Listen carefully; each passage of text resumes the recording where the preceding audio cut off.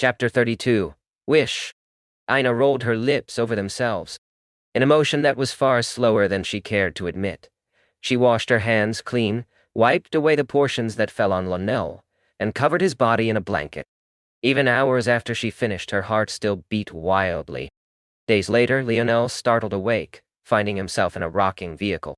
It took him a moment to realize that he was lying on a bed made of straw, and that the vehicle was a horse-pulled carriage. Lionel shot up, taking quick and deep breaths. How could he let this happen? Not only had he gone to sleep, but he was completely out of it. He was in a zone. He wasn't at home. It took several moments before Lionel realized that Ina was sitting on a cushioned bench opposite his, averting her eyes. Lionel looked down at himself and blinked in confusion. He could tell that he was naked now, but at the very least, his lower half was covered. There was no real reason for her to avert her gaze like that. But he didn't question it too much. "Are you all right?" Lionel asked. Ina finally turned to face Lionel, seemingly stunned by his question. "I should be asking you that," she said softly.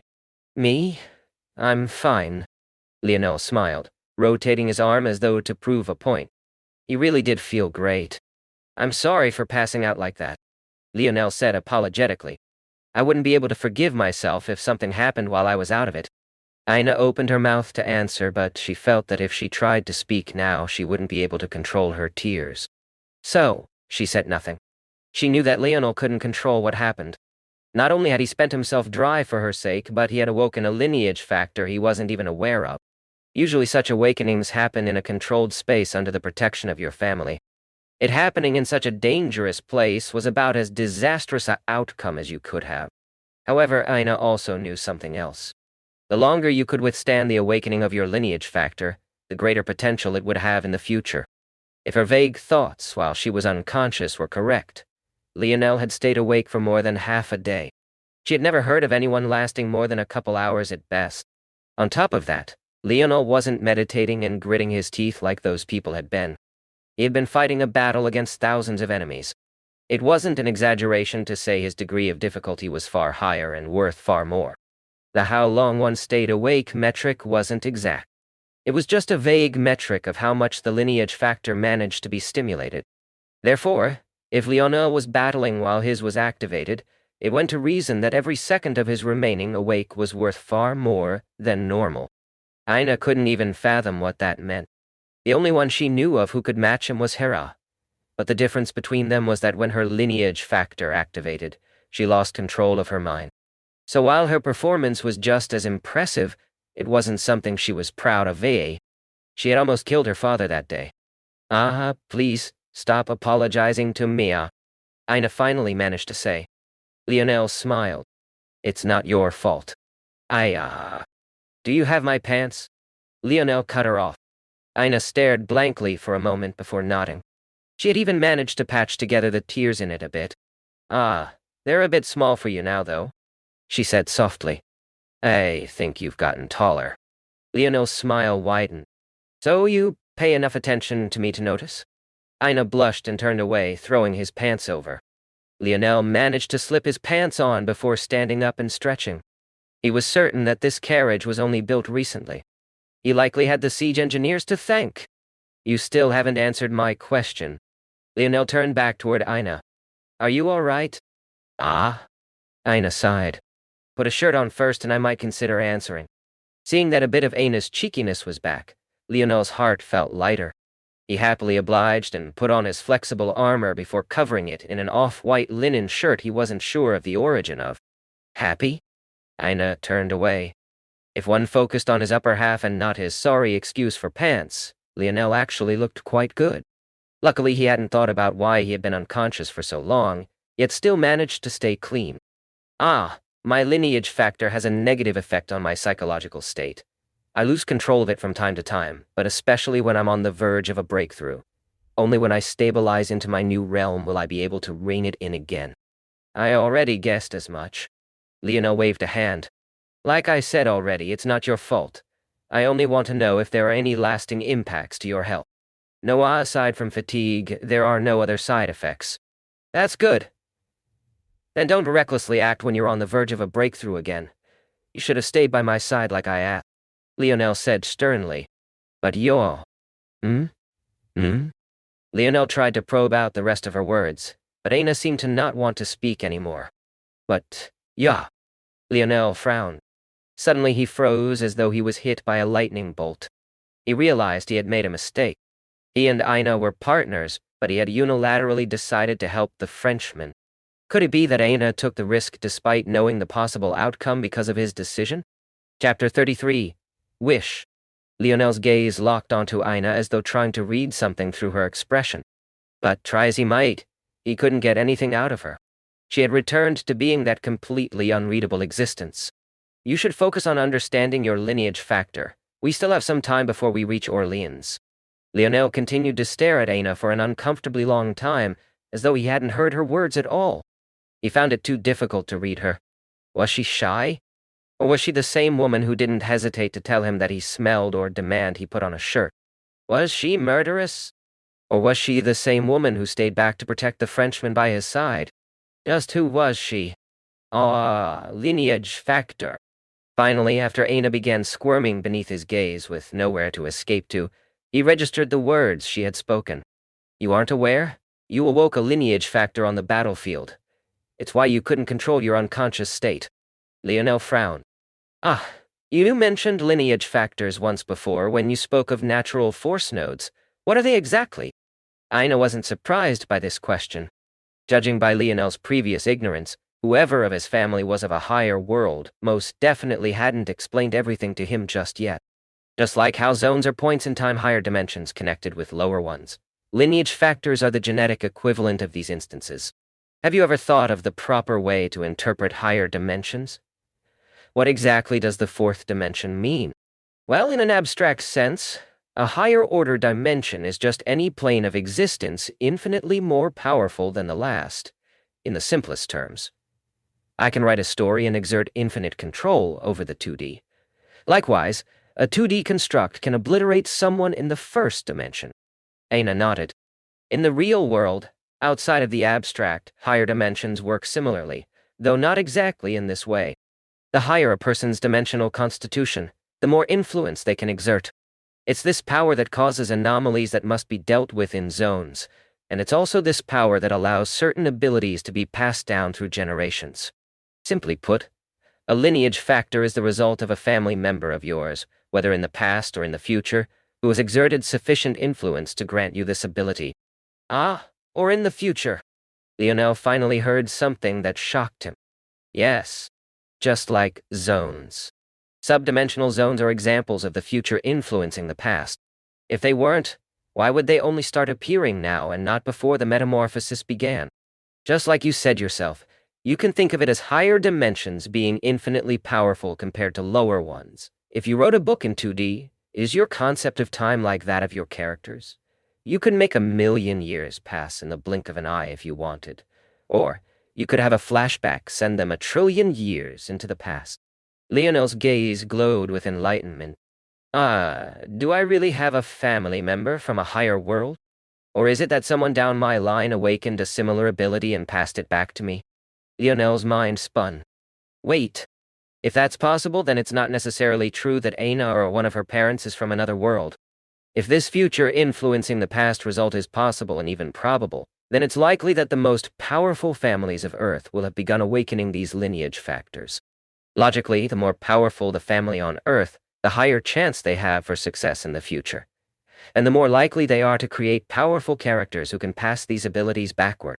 But I've never heard of Aina's Brazinger family. There's also not a single Brazinger on the eligible bachelor list. So is it that her family really came from another world?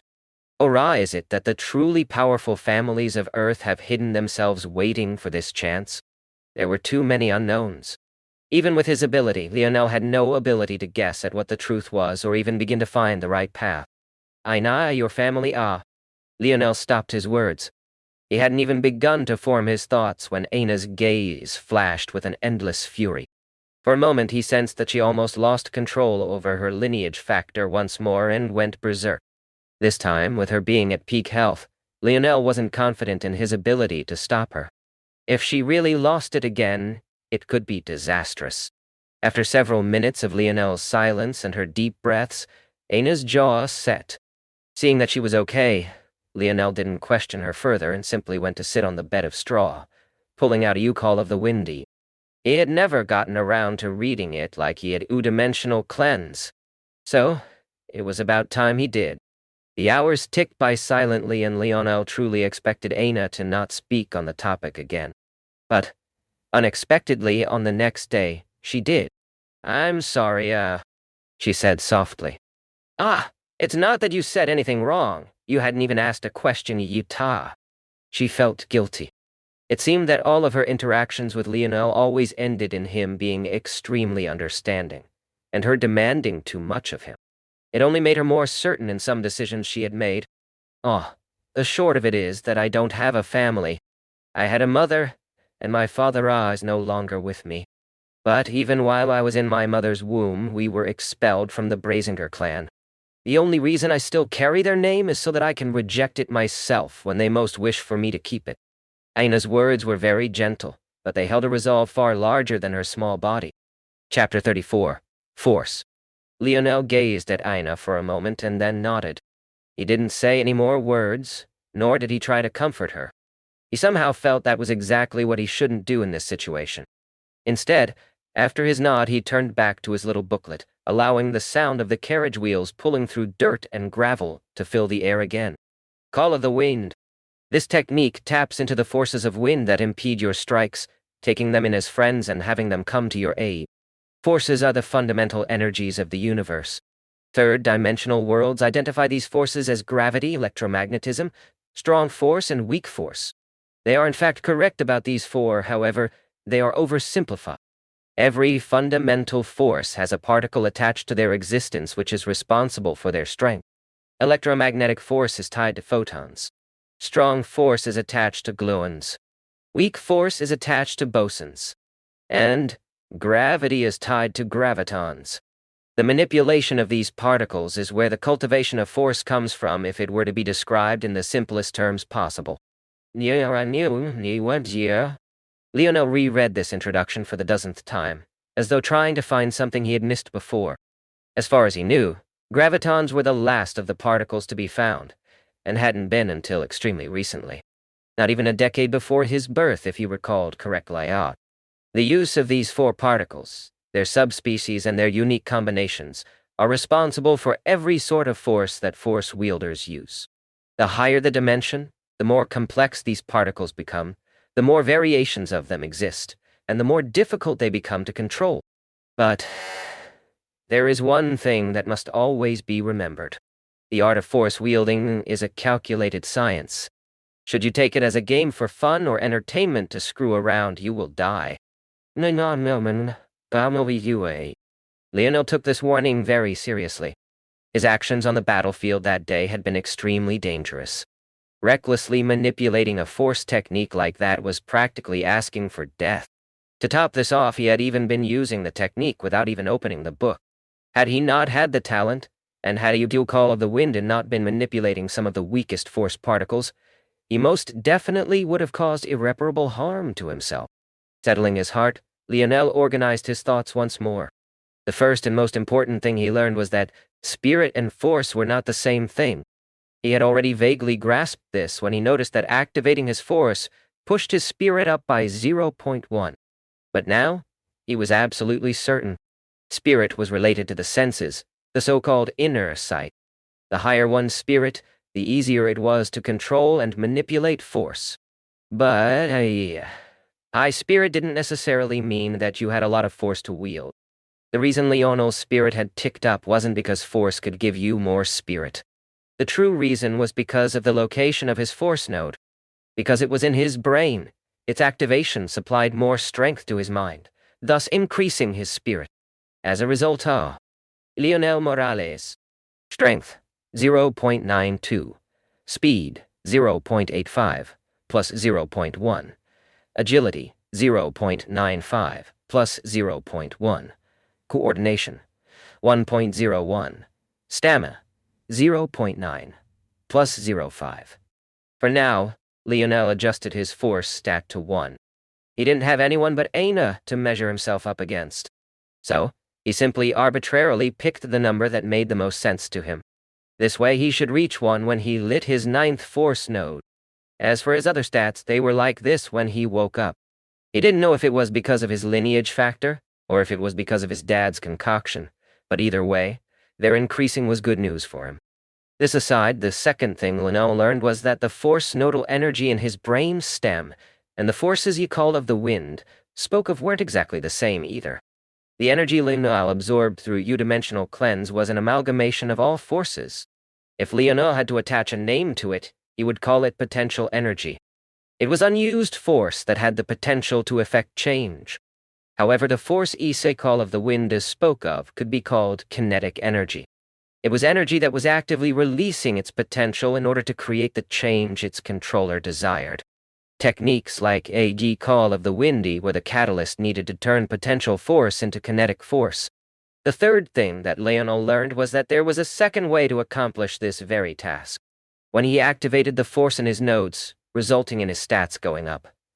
What he was essentially doing was metabolizing the force in his body to increase his strength. This was a natural ability all those with force nodes had, though those with a certain level of talent had greater efficiency than others in this conversion. Coming to this point, one can then understand why Lionel's actions had been so dangerous. He was essentially converting potential force into kinetic force using an unverified method. That was like building a nuclear power plant without the proper safety measures. And building that power plant in your brain, stemma. If that wasn't an act of suicide, Lionel didn't know what was. It took Lionel quite a while to stop his cold sweat so that he could focus his everything on how All Call of the Winda actually worked. Break it down into a science. Lionel knew that as he evolved toward higher dimensions, he would have to relearn the fundamental knowledge he had in some cases. However, when it came to black-level techniques that still resided within the 3rd to 4th dimensions, the knowledge he did have was robust enough. Wind resistance is a matter of friction. If framed like this, I can think of multiple ways a technique that mitigates it can work. You could use force to make a projectile more aerodynamic. You could use force to loose the strong and weak forces between atoms to reduce their drag. You could use force to create a vacuum in the line of trajectory. Lionel listed ideas for what must have been hours. He even became completely lost in his thoughts, forgetting that he had a technique that would give him a method right before him. Plus, many of the ideas he thought of were well beyond his reach with his current proficiency and amount of force. Call of the Winda actually managed to function differently than all the several dozen ideas Lionel thought of, and also gave him a glimpse of what was considered complex and simple in the world of force science. Using electromagnetic force to magnetize air particles, forming those particles into a point, almost like the heavy steel tip of a javelin, except this spear tip is far more complex shape. There were a few principles at work. One was aerodynamics, the other was drag reduction, and the last was magnetism. However, despite all of this, there was a beautiful simplicity to it all, because it all worked on one mechanism. In the future, I have to not only think of ideas that work, but also ideas that use the path of least resistance. The more he studied Call of the Winda, the more beautiful he felt it was, and the more apropos he realized the name really was. On the 3rd day, Lionel stood opening the door of the rumbling carriage. Aina looked up to see him holding his spear at the moving doorway, but said nothing to disturb. Lionel stood at the doorway blankly for a moment. Around him there were escorts of knights and warriors all around, but his eyes were entirely focused on the border of forest beyond them. It was just about 10 meters away. As fast as lightning, Lionel's static stance shifted. He lowered his hips, brandished his spear, and pierced forward toward empty air. The Frenchmen who could see what was happening opened their eyes wide, shocked by Lionel's actions. But in the next moment, something even more shocking occurred. At the edge of the forest, a thick, ancient tree suddenly had its trunk cleanly pierced through. It was done so sharply that it sounded no different from the dull thump of an arrow embedding into wood. Chapter 35, Goddess. Aina blinked several times, almost feeling the need to wipe her eyes clean in case some dirt made her see things. 10 meters is about the limit, I guess. And I feel I only have enough potential force to do that 3 times at such a distance. If I keep it to within a foot or two of my spear's blade, though, several hundred times wouldn't be a problem, After understanding the concept behind each call of the winda, Lionel only needed to make a very minor adjustment to make it applicable to his spearmanship. The first step was to form an alignment of charged particles. These particles then pull on other air particles such that they form an incredibly sharp projectile of air. Following this, using the same concept as a railgun, the magnetized particles pull along the projectile, all the while adding more and more substance to this sharply shaped air. Since these particles were being used to pull the projectile along, they obviously would be able to cause less drag, and thus the problem of friction was also partially solved. In the case of a throwing motion, this pulling would help an arrow or dart travel further, while the sharp shape would mitigate its slowing even more. However, in the case of Lionel's spear, he could apply the same concept without releasing his weapon, making his strikes faster and sharper. On top of this, he could extend the range of the sharpened wind to 10 meters. But I felt that feeling again, when I held my spear, that burning sensation in my blood. Lionel closed the door of the carriage without a word to the Frenchman. He wasn't too eager in their adulation. He was only a bit too eager to test himself. Do you know what my lineage factor is? Lionel asked Ina. These were the first words they had exchanged in over a day, yet he didn't seem to carry any bit of awkwardness. Ina looked at him helplessly. How could I possibly know that? Seeing the disappointment in his face, Ina quickly continued. Just tell me what you feel. I feel my blood boiling, but it only happens when I pick up a spear. Is that even possible? How would that work? Ina blinked in confusion as well. A lineage factor related to a weapon? She had never heard of one. Her lineage factor massively upped her strength and force output. Much like hers, other lineage factors worked similarly, amplifying physical traits. They were always related to things like speed, stamina, reaction time. There were some rare ones that amplified force like hers, but they were extraordinarily infrequent. She couldn't even begin to wrap her head around how someone would pass down the expertise of a weapon in their genes. It seemed almost nonsensical. Her thoughts were the same as Lionel's. With his little understanding of the world of force and lineages related to it, a lineage factor like his didn't make much sense. He could think of methods to use the 4 fundamental forces to improve just about any physical trait, though he wasn't able to execute these ideas. But how would you even begin to construct the expertise of a weapon using them? Noble arbiters, we are here. The Blessed One has heard of your exploits and has come out to greet you personally. Lionel was snapped out of his thought by the loud voice of General Frank. Sending a gaze toward Ina, they both stood to step out of the carriage to be greeted by a grandiose estate. No, it could only be considered a castle. Château Royal de Blois. Who knew how many kings and royals had called this place home? It was this very place Joan came to be blessed by the Archbishop of Reims before she then proceeded to drive the English from Orleans. Lionel noticed that Frank's army had disappeared. In fact, the coachman who drove their carriage had actually switched to the general himself. Before them there was a small squadron of knights, numbering no more than 10. They each rode silver-armored horses of their own, standing with the castle that stretched hundreds of meters in each direction as their backdrop. However, it was impossible to have eyes for these men because before them sat a woman of legend herself. Sitting upon a white steed armored in gold, Joan held her helm in one hand and a large pole flag her other. Lionel was certain that history painted her as a woman of above-average looks with the worn skin of a peasant and a birthmark beneath her ear. She was meant to be a stocky woman of barely 5'2", having a body tempered by the life of a plebeian as well. These were all the things Lionel had heard. Oftentimes, only the women in fantasies both had the visage of a goddess and the mind of a Renaissance genius. Joan of Arc, Cleopatra, Helen of Troyat. These women were never what some mythologies painted them out to be. Yet, Lionel was finding out personally that maybe that was all bullshit. The history books didn't say anything about Joan riding a white horse with gold armor either, but here she was before him. Not only that, but she was maybe the most beautiful woman he had ever seen in his life. Flowing black hair, gentle blue eyes, delicate tanned skin, and a smile that stole the hearts of men. Her shapely armor wrapped around her curves, but carried a holy modesty to them that was directly contradictory. If there ever were to be a goddess who descended to earth, Lionel was certain that it would have to be her.